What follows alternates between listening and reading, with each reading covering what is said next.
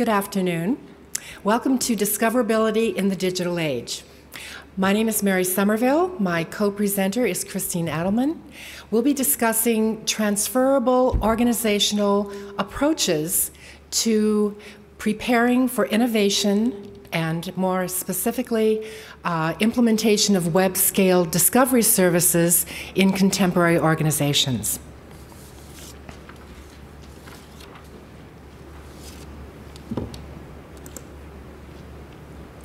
I am University Librarian at the University of Colorado, Denver.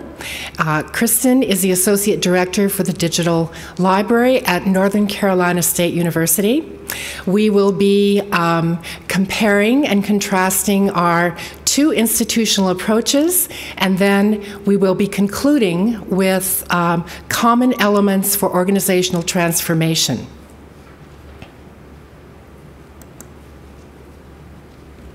The origin for this session began in 2011 when SAGE commissioned a white paper on discoverability in the scholarly communication ecosystem. Admittedly, a disrupted and even volatile, rapidly changing environment. Interview results were released in January 2012 at the American Library Association Midwinter Meeting. My co-researchers included Letty Conrad at SAGE and John Sack from Highwire Press. Our aim throughout was to identify collaboration opportunities for publishers and their vendors and libraries and their vendors. And our guiding assumption throughout was that contributors to the scholarly value chain share a common mission to advance creation, discovery, and usage of the scholarly corpus. So we were aiming to find opportunities for new collaborations that would heighten the discovery and ultimately access of the scholarly corpus for researchers. Since the white paper went to press, other studies and initiatives have occurred. Amongst the most significant are the OCLC report, Libraries at Web Scale. It was released in December 2011. It too drew upon expert interviews. Additionally, SCONL issued a business priorities report in May 2012. It reports on feedback from 2 leadership workshops conducted by SCONL and GIST in spring 2012. The workshops explored the theme, Making Resources More Discoverable, a Business Imperative. The National Federation of Abstracting and Indexing Services, NFACE, has also issued a report. It's entitled Recommended Practices, Discovery Services, and was released in December 2012. Additionally, in January 2013, NISO issued a report on Open Discovery Initiative ODI and complemented the NFACE results, both of which aimed to promote transparency in discovery. So you can see there's been a lot of activity, a lot of research and reflection on this growing area in the scholarly communications environment. And it's within that larger framework that Kristin and I are speaking with you today. Our particular focus is the organizational readiness that is required in order to implement web-scale discovery services successfully. We're hoping that although our focus is libraries, those of you from the publishing, intermediary, and vendor community will also find insights that are transferable to your organizations as well. For the past 10 years, North Carolina State University libraries have reinvented their workplace, culminating in the opening of a new facility, the Hunt Library, in January 2013. In my organization, the University of Colorado, Denver, we too have been reinventing our workplace And although Kristin's organization and my organization have used different approaches, we have shared common organizational transformation elements that we believe predict successful implementations in both our cases of the Serial Solutions Summon web-scale discovery service. So I'll begin by recounting the University of Colorado Denver experiences, and then Kristin will describe North Carolina State University experiences, and then we will conclude with high-level observations, which we hope will become conversation starters for the Q&A to follow. Our basic outline includes e-collections, transformation potentials, possibilities, perhaps requirements produced by this migration from print to electronic resources. Secondly, we'll be evoking a sense of changes needed to develop resilient digital age workplace cultures. Thirdly, we'll explore web-scale discovery service partnerships, both new relationships within library organizations and also with other contributors to the scholarly ecosystem. And then, as I mentioned, lastly, we will conclude with high-level workplace readiness reflections.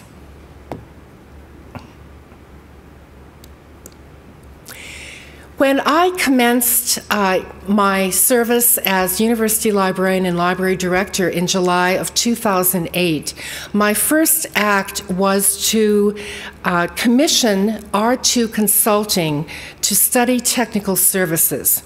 So I recognized early on the critical importance of having a vibrant and nimble and responsive technical services unit. Rick Lugg and Matt Barnes recommended in their report that the library organizational structure should reflect that the library materials budget is largely expended on electronic resources and serials. This year, fiscal year 13, 85% of our collections budget is dedicated to e-resources. As a consequence, we restructured and combined acquisitions, e-resources and serials, cataloging, and metadata services. Under this unified management scheme, the processes associated with ordering, receiving, invoice processing, mark cataloging, and other access management could be coordinated within a single workflow, enabling more extensive cross-training and redirecting staff to where the work is. To implement this organizational change, R2 proposed institutionalizing a higher degree of participation and leadership by implementing a community of practice philosophy that intentionally flattened the organization and encouraged workplace design to stimulate collaboration within and across teams. Concurrent with R2's study in 2008, I commenced an intentional organizational transformation initiative to engage all staff members in reinvention of structures, processes, services, systems, and roles. Discovery was initially furthered through appreciative inquiry, which engaged every staff member in exploring best work experiences, best team experiences, and best user experiences. To surface staff passions, strengths, and interests, I asked, what are your strengths? What is your value to the organization? How do you contribute? What are your hopes and dreams for the library in the future? How do you see yourself contributing to these accomplishments? This appreciative inquiry approach aims to identify the best in people, their organization, and the relevant world around them.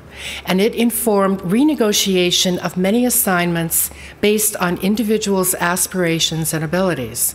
So staff who had for more than 20 years served in technical services, in some cases were reassigned to public services. Some technical services staff were reassigned to information technology services and so forth. Within this context of pervasive organizational change, technical services staff members, the newly constituted group of technical services staff members, were invited to fully participate in redesign of new processes, procedures, and workflows within a guiding learning resources lifecycle model, which explained every person's role within a system. In this way, staff gained valuable experience with collaborative design and systems thinking. Therefore, they were particularly well prepared to lead an intranet knowledge management initiative. In the process, they gained valuable experience exercising new roles as thought leaders, knowledge enablers, and boundary spanners, applying insights from their day-to-day work lives, which included responsibility for the integrated library system.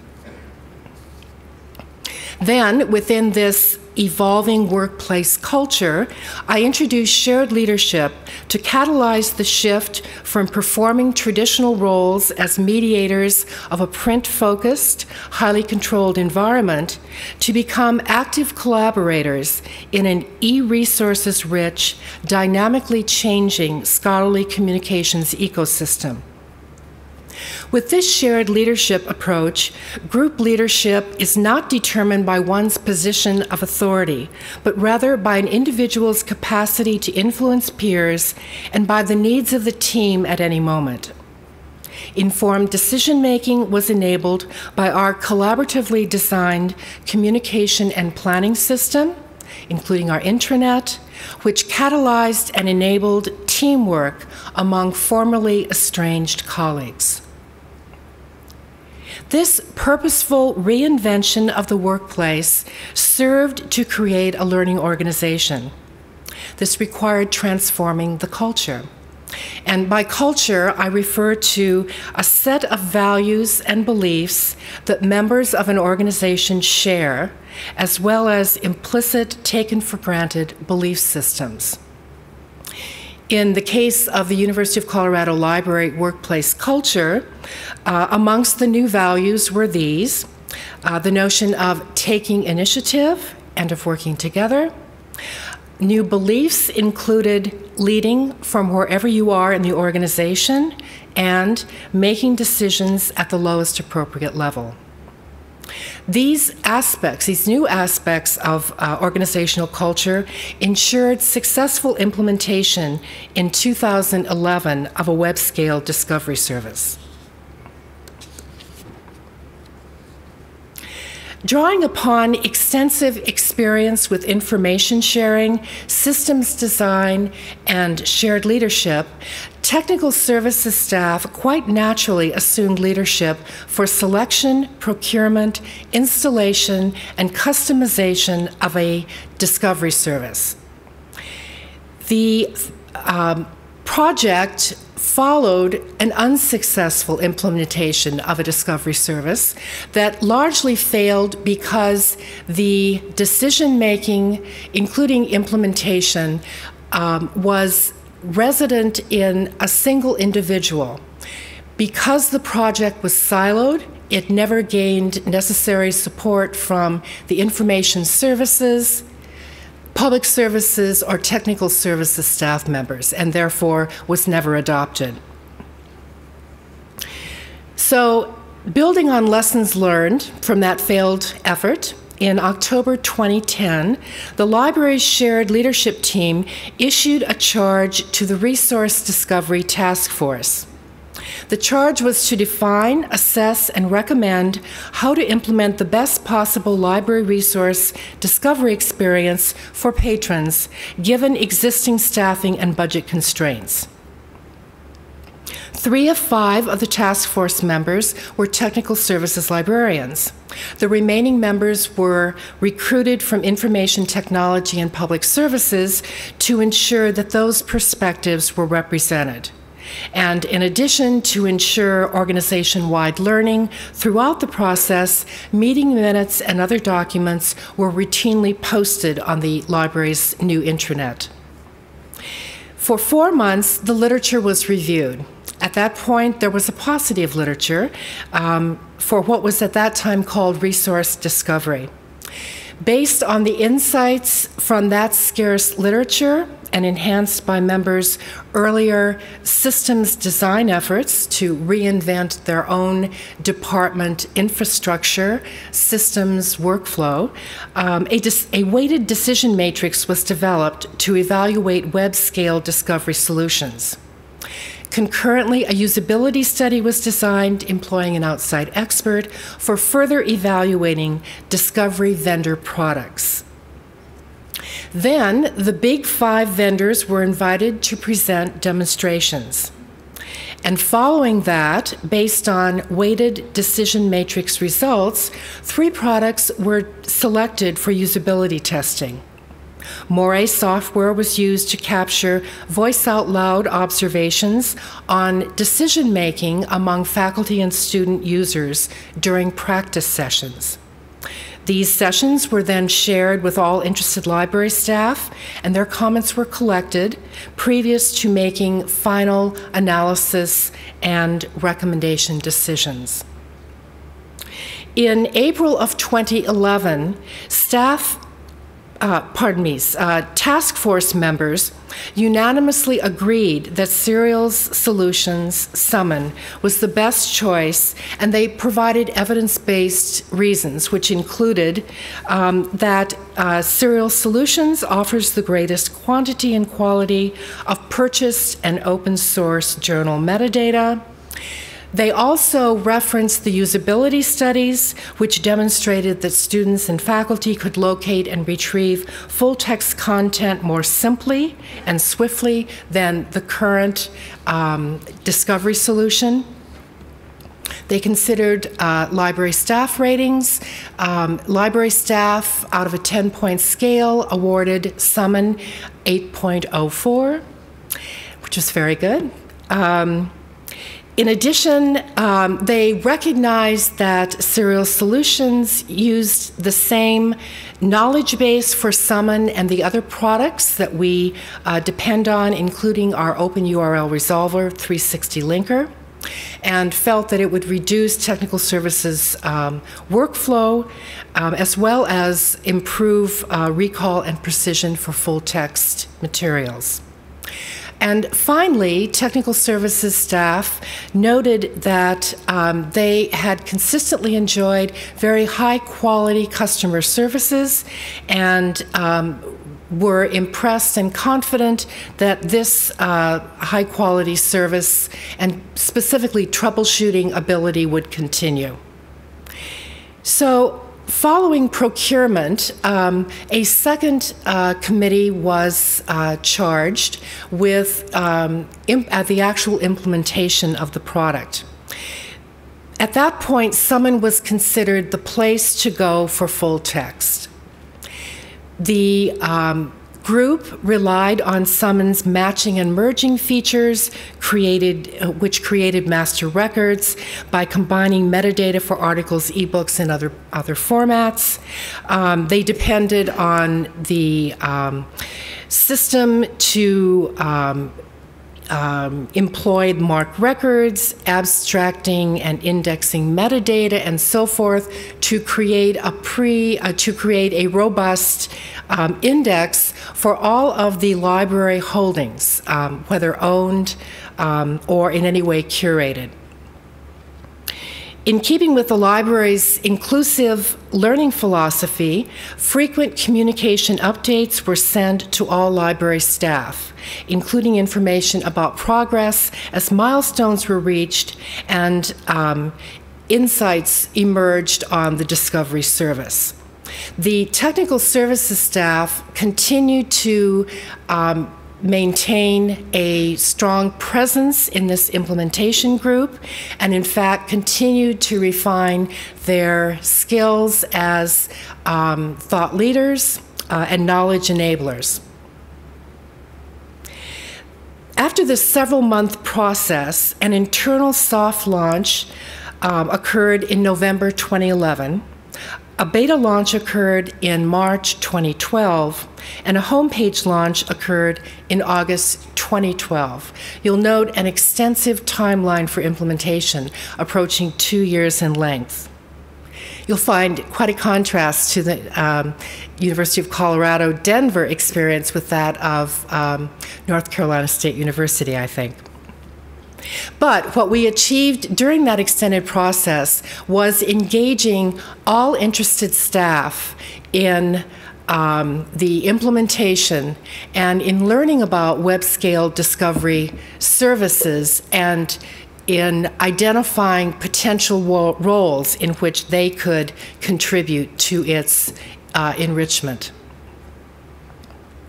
So for us, Summon finally answers the vexing question: if Google can do it, why can't libraries? Progress in customizing the interface was advanced through a Summon Public Services implementation team. So at that point, technical services handed off implementation to public services, but remained a strong presence within that committee. Because the library had invested tens of thousands of dollars in streaming video, the technical services staff member who remains the liaison to Serial Solutions worked with Serial Solutions to create a new content type. So we began to really personalize the interface for our needs. As a result, Summon is now known as the place to go for full text, which I mentioned earlier, but additionally for images and videos. The staff response has been uniformly that of appreciation for the excellent customer service that we've continued to enjoy.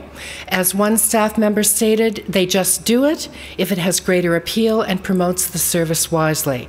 They're very responsive and there is no charge. So for us, given our limited budget, this was an important aspect of our matrix and has continued to be an important aspect of our customer satisfaction. In addition, we have appreciated the management of our requests. The Ask a Question, which is asynchronous email, and telephone services at Serial Solutions are documented, and we're able to therefore recall both questions and answers as needed at a later date. In fact, we know that since 2009, we have asked a total of 356 questions for our various Serial Solutions products. And we can easily retrieve both our initial question and the customer service responses for later referral. Because technical services continues to be involved in both promoting awareness and also adoption of new features, our public services staff, which was largely responsible for rejecting our initial discovery solution, is now very much enthusiastic supporters of Summon and have really embraced both new database recommender, best bets, embedded chat, and Ask a Librarian features. So there really has been a shift in attitude about web-scale discovery. In addition, the numbers of persons within the library that now contribute to discovery service includes information technology services. They early on initiated refinements in the single search box user experience, illustrative of ongoing research through design enhancements, which is a mode of inquiry embraced throughout the organization. Information Technology Services programmer developed a link in Summon to our Prospector resource sharing network. Additionally, more recently, actually this past month, working with ArtStore, technical services and IT services implemented the image spotlighting feature, which highlights 1.4 million art history, and architecture images now integrated into Summon. So truly, Summon has gone from the place to go for text to the place to go for text, images, video, and an array of other formats as well. This Summon process demonstrates realizing for us the full potential of a discovery service, which requires engagement throughout the organization, further reducing organizational silos as it simultaneously eliminates content silos. So with that, we will offer you a second perspective on an implementation, which I think that you'll see is a marked departure from what I've described just now. Thank you, Mary. I'm going to tell a complimentary story from North Carolina State. We took a somewhat different path, but arrived at a lot of the same destinations as University of Colorado, Denver, which Mary and I kind of just discovered over conversations. It was a little fortuitous. North Carolina State University Libraries has a culture of innovation and risk-taking. Our official vision statement is the library's, NC State's, competitive advantage. So in the library, we are not afraid to be competitive with an internal focus and an external focus. We view that that creates excellence amongst the staff. And our unofficial informal motto is embrace ambiguity. And we hire for people that have that mindset coming into the organization. And I think that foundation is really critical to our story and the way it played out. NCSU Library's Transformative project preceded our Summon implementation by a few years, actually about 6 years. I'm going to tell the story of an electronic resource management system that we developed in-house and that we still use called Emai. In 2003, we were several years into struggling with the impact of increasingly electronic collections, which at the time were mostly journals and databases. And I had just come to NCSU from a health sciences library where I had built an access database to manage the so-called free with print. Around the turn of the century, that's what e-journals were coming on the scene to be, and it had already grown into be an unmanageable tool. And this was still before there were any vendor products to support electronic resources management. And the constellation of access databases, spreadsheets, filing cabinets, et cetera, circling around the ILS was getting quite unwieldy. So we made the decision to build an ERM in-house. This kind of shows the data structure of the ERM, the complexity of the project that we were undertaking.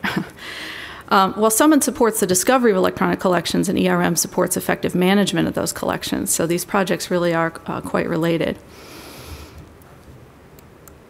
And that Emai project really laid the organizational cultural groundwork for subsequent major organization-wide projects, such as implementing a new catalog front end driven by the commercial search software Endeca in 2006, implementing Summon in 2009, and now North Carolina State's membership in the Koali and the Global Open Knowledge Base Community Source Library projects.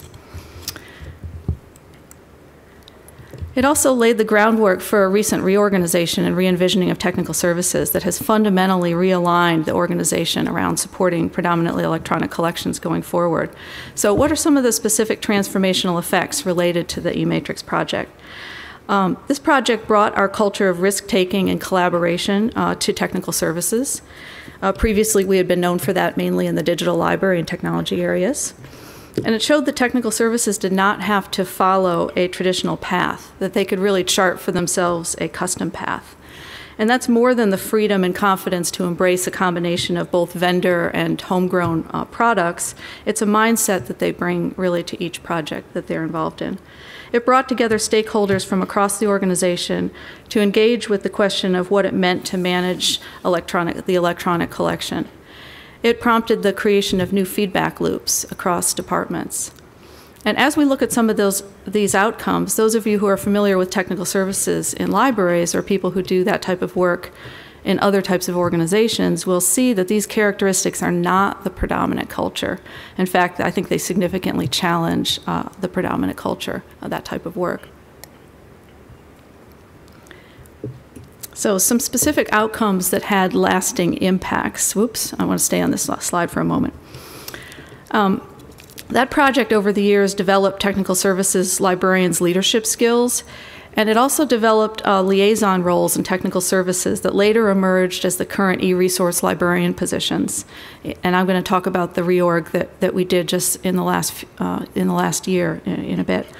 It caused technical services staff to analyze how and why they were doing the work that they were doing.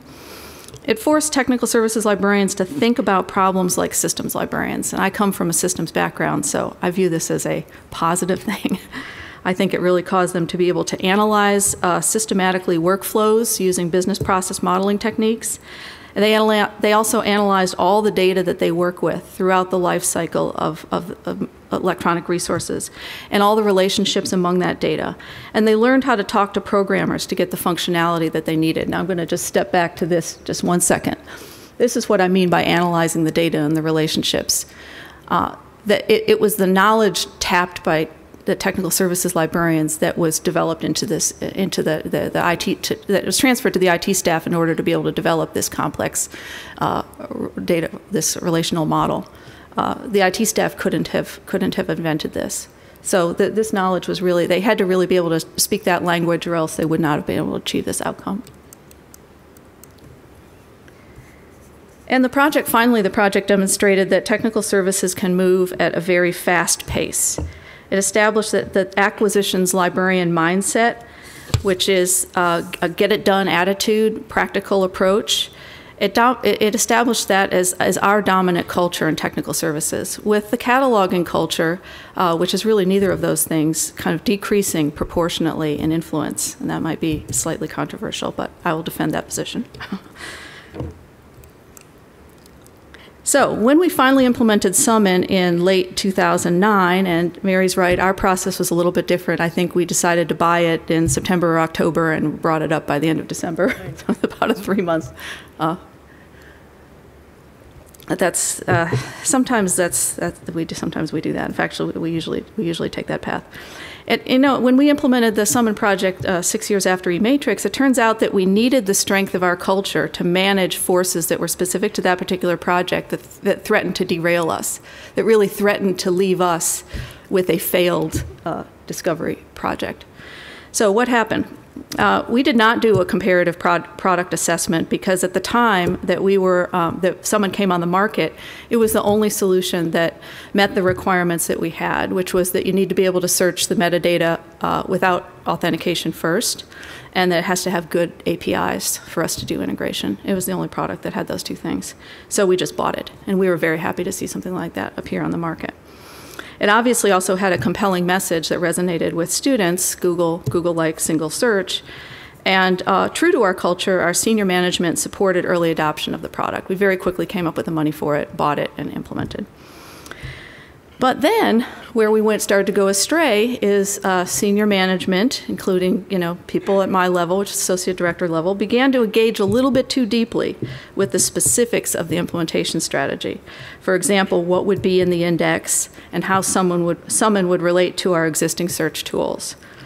In our culture, perhaps any culture, when associate directors are stepping into these specifics, the outcome is often a lot of tension because the project leads and the implementation teams felt like their expertise was being trumped by politics. And they were correct. So how did we sidestep this problem and arrive at an implementation that was right for us and that was actually successful for users? Through a period of several months, thought leaders with high organization-wide credibility and guided by a very savvy department head put forward an alternative approach and in a politically strategic manner. And that approach ended up being successful. And why was it successful? In part because they were able to refocus the conversation around the importance of library search as opposed to collection search. And that had been our strength before. We had an existing search tool called Quick Search for many years that was really an integrated search tool, not just collections, but also full library web search. The broader, and we had best bets and all those kind of things that, you know, helped answer quick questions that users had. The broader perspective was undeniably better for our users, and they also succeeded by demonstrating the value we already had in that quick search tool, using very specific data about its use and user feedback. So the logical outcome, which we took, was to build Summon into our existing search tool, Quick Search. And that's what you see here. So where it says Search All, that is not just an integrated Summon index. It's what you'll see here in a second, this approach. The gain was that for the first time we felt comfortable putting search front and center on our redesigned website. Before, without the Summon tool, without the article results, we kind of hid the search up at the top, up at the top of the site, and now we were ready to put it right out there. So to put NCSU in the context of the different approaches for implementing an integrated discovery tool, I can't speak to tools other than Summon, but Summon implementations take one of three approaches. They either have a single integrated search where local catalog, digital collections records are loaded into the tool.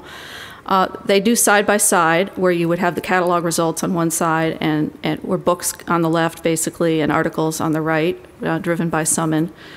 Or the third approach, which is what we do, which is, I guess, in the terminology of this area, I learned recently, is called the Bento Box Approach, where you get compartmentalized results, as shown here.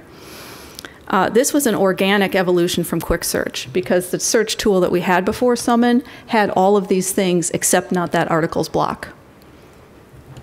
So our philosophy is that there's value in the silos, and that showing those silos and enabling people to jump off into them from the results page is a better search experience than the kind of single integrated jumbled search results. We collect a lot of data on this search tool, so I checked with my folks before coming here to see kind of just what are some of the metrics that lead us to think that this is a successful approach. And I learned that the current click-through rate to something on this page when users do a search is 90%.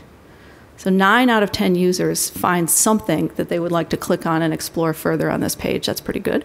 We've gone through several redesigns over the years, so that's gone up from an initial rate of 72% click-through to 90% click-through.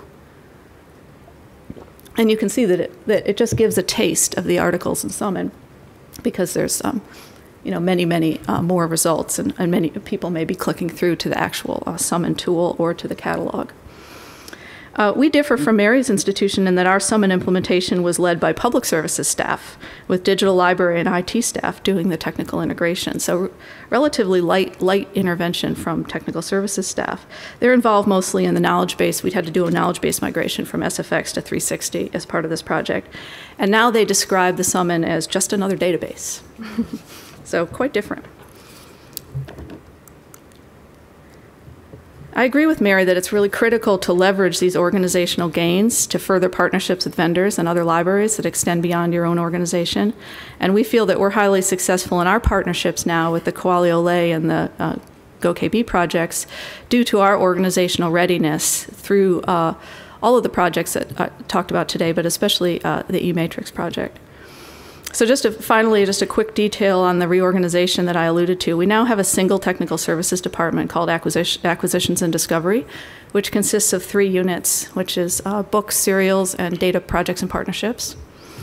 And librarians supervise senior staff who supervise most of the other staff. So each librarian has relatively light supervisory responsibilities so that their time can be freed up to lead projects and to kind of be out there and be visionary about what the future of their department is. And each unit also has an e-resources librarian. So there's 3 e-resources librarians, 1 for each of those 3 units, in addition to the librarian who leads the unit. And all 7 librarians in the department are very engaged with project management, and 5 of those 7 are acquisitions librarians. 2 are more cataloging type librarians. So what we see is that these gains, once they're firmly established in both the culture and staff expectations, are not easily lost. I think our resilience in fixing our little misstep with Summon is a good example of that. A strong culture pointed toward the needs of the future enables the organization to be inherently resilient and self-replicating, and I think that's really critical. I mean, I think we have the ability to bring in new people and to acculturate them to this way of working. so that the organization can continue to have the strength that it has over time. Now, Mary's going to plant some questions for discussion. I think we have a few minutes left. There we go. So I trust that we have given you perhaps two ends of a continuum of possibility for a successful implementation of Summon, successful in very different terms in the two organizations. You will note that in both examples, however, we enjoy a workplace culture that rewards creativity and experimentation. We depend on thought leaders, knowledge enablers, and boundary spanners. We both spoke about e-resources lifecycle workflow and cross-functional partnerships, both within the organization and, in the case of Colorado, with members of the publishing and vendor community. We as well acknowledge the importance of renegotiating partnerships in a very profound sense with contributors to the scholarly communication ecosystem. And in that dynamically transforming ecosystem, technical services staff with new skills not typical of that profession traditionally very much have an opportunity for leadership and contribution. And then finally, we both celebrate the transformative potential of innovative cross-organizational projects, which in the example of a web-scale discovery service serve to both eliminate organizational silos as well as content silos. So we would now welcome questions, discussion, and perhaps these concluding comments might provide a basis for a conversation, a start, or clarification of points made earlier.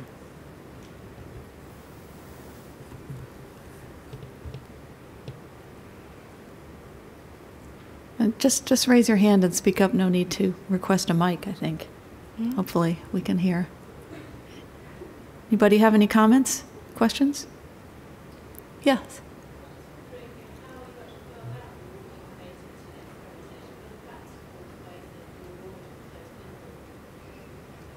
Can you say the first part again? I heard practical. What are practical ways that we reward people? You're saying the workplace culture rewards creativity and experimentation. How do you do that? Ah, okay. Go ahead. Well, I think we have a lot of internal project teams, and one way we reward people is through giving them leadership responsibilities for those teams that allows them to shape the direction of those products. We have an internal structure where every department has an associate department head, and acquisitions and discovery actually has two because it was a merger. So we can reward people through promotion to be associate department head. It gives them a jumping off point for moving into middle management in libraries. So that's just a couple of the ways. And at a very basic level, we reward employees through positive performance evaluation. So we have implemented performance plan, which is negotiated at the beginning of a fiscal year between the supervisor and her direct reports. This was new to my organization. And then we have coaching sessions throughout the year, and we have then a concluding evaluation session, and one is ranked at the conclusion of the year. It is considered quite an accomplishment to receive an outstanding, and typically outstanding would require having successfully implemented leadership in either formal or informal ways throughout the year. So because we work in a state system that has lots of rules and regulations about actual fiscal remuneration, we're not as often able to monetarily reward, but within this new culture, it's considered an honor and a privilege to assume important roles in influencing directions and in contributing to initiatives. Are there other comments, questions?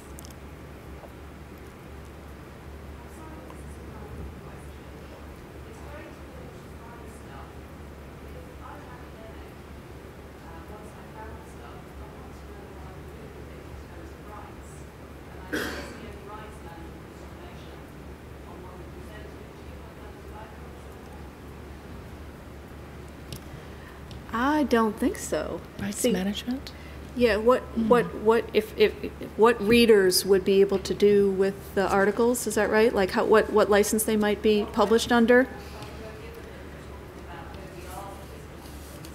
Yeah, I think that's really interesting metadata that I don't think currently comes through in the summon records that so we're really implementing that product.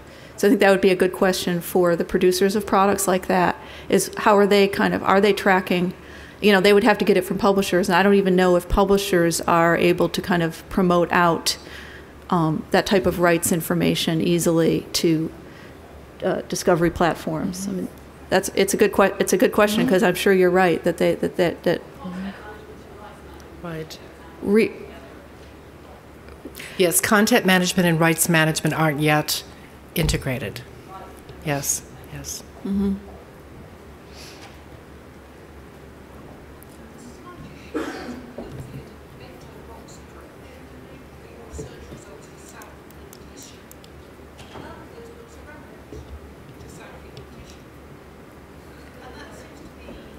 Right. Okay. Good point. That's a great point. This shows the weakness of the keyword search engine in our online catalog. It should have preferenced subject headings, which I think would have given a better result. Yes. So I think your question gets to the previous question. Is libraries are still very much intermediaries in terms of not having as much control over the performance and the content of our products as we might like. This is a commercial search engine that we implemented, and we try to tweak it to work well for MARC records, but it wasn't designed for MARC records. It was designed for Amazon and Barnes & Noble metadata records for their products. Very, very different metadata. It performs well for the industries, for the e-commerce industries for which it was developed. It performs much less well for metadata records.